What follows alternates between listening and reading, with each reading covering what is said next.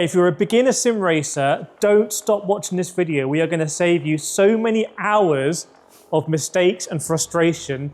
Trust us, because we're two pretty experienced sim racers and we've learned a lot along the way. So this video is all about avoiding making beginner sim racing mistakes when it comes to your setup.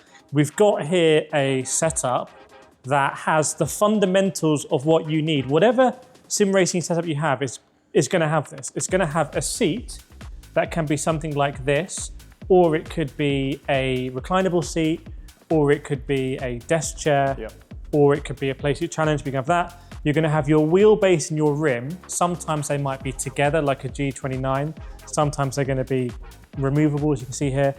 You're going to have your pedals. So sometimes they're going to be on one plate. Sometimes they're going to be separated. And you're going to have your thing that connects them, which means that when you push on the pedals, you don't push them into the next room. We've all been there. So I'm here with Sam, professional karter, aka Wolmid, and we're going to go through and tell you all the things that you should know about and the mistakes that you should not make. It's going to save you time and money. So let's start with the seat, Sam, because this is a Cobra seat here, and actually you can take the seat off and give everyone a better view because it's on the Indigo Lime. This is, it's a bucket seat. It is a bucket seat, yeah. It's got all the mounting points, yeah, which you would find on a normal racing seat. So mistake number one, this bucket seat fits both of us. If we were larger sized, this bucket seat wouldn't. Yeah, it's very tight on my hips already, and okay. I'm not exactly the biggest person. Yeah, so really with bucket seats, you've got to look at the sizing. Seats that aren't bucket seats, it doesn't matter too much, you're going to fit on it. Yep. There is a big benefit with bucket seats, which is that they're very rigid. However, there's a new bucket seat that's come out. In fact, I'm gonna try and steal one here. I was told I shouldn't come this far in camera because you can't see me. But this is the new bucket seat from Fanatec that is in two parts. And I feel like you're gonna lose some rigidity because of that. I think they're trying to make the packaging smaller. There's a very big pivot point just there, which is gonna...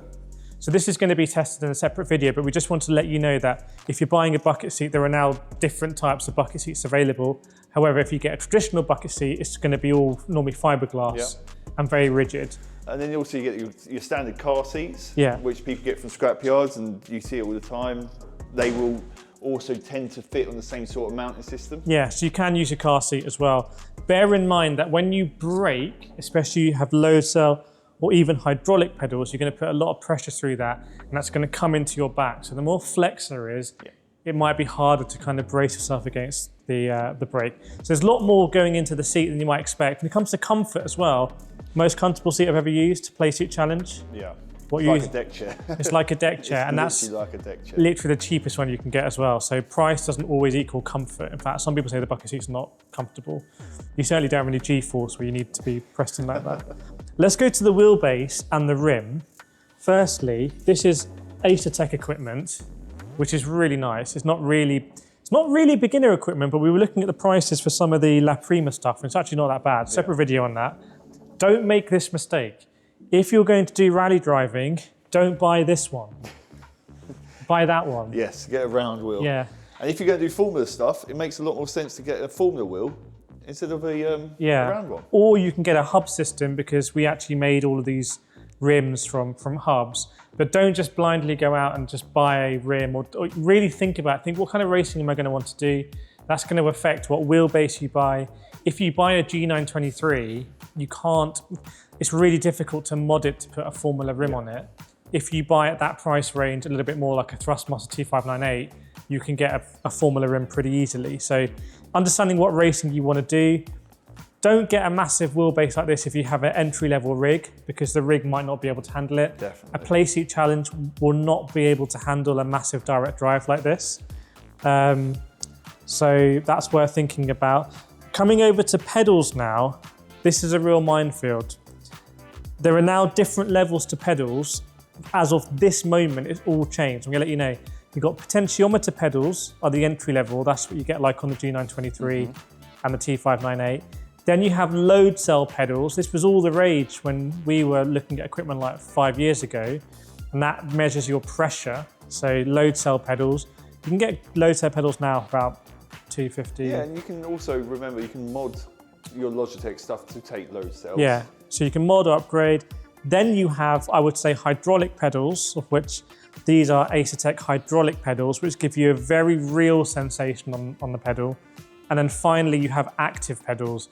Active pedals are electronic pedals that automatically adjust and move and give you ABS and TC, etc.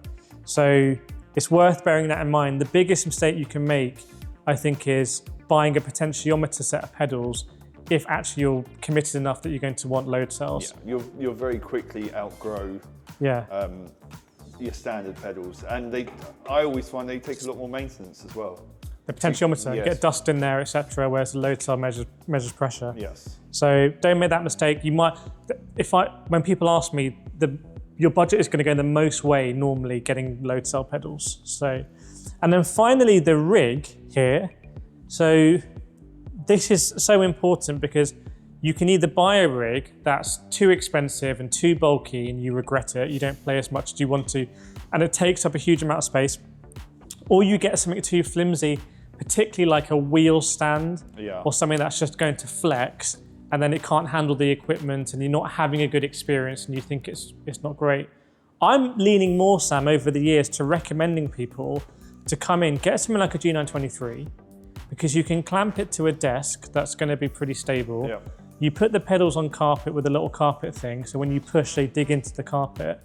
You're going to know whether you like sim racing or not, and then if you know, go mid-range at that point. So I would rather... There's no point going straight up to mid to high range when you've done no experience of sim racing. You might get in, but I absolutely hate this. It makes your motions thick. It might be all stuff. You might as well start on the lower end, feed your way into it nice and slowly, decide if you like it or not, and then step up. And you don't need to do massive steps. You don't need to go from £300 to £3,000. You can go £300 to like £600. 100%. Resale value is so important as well. If you're in the forums as well, some of it has such good resale value. Some of it's a bit messy. If you've got an aluminium extrusion rig and you didn't build it properly and you try and sell it, it's not going to be that easy. So hopefully this has been really helpful advice. Let us know in the comments if you've got any more questions, but don't make those mistakes, and hopefully you're going to have an incredible time sim racing.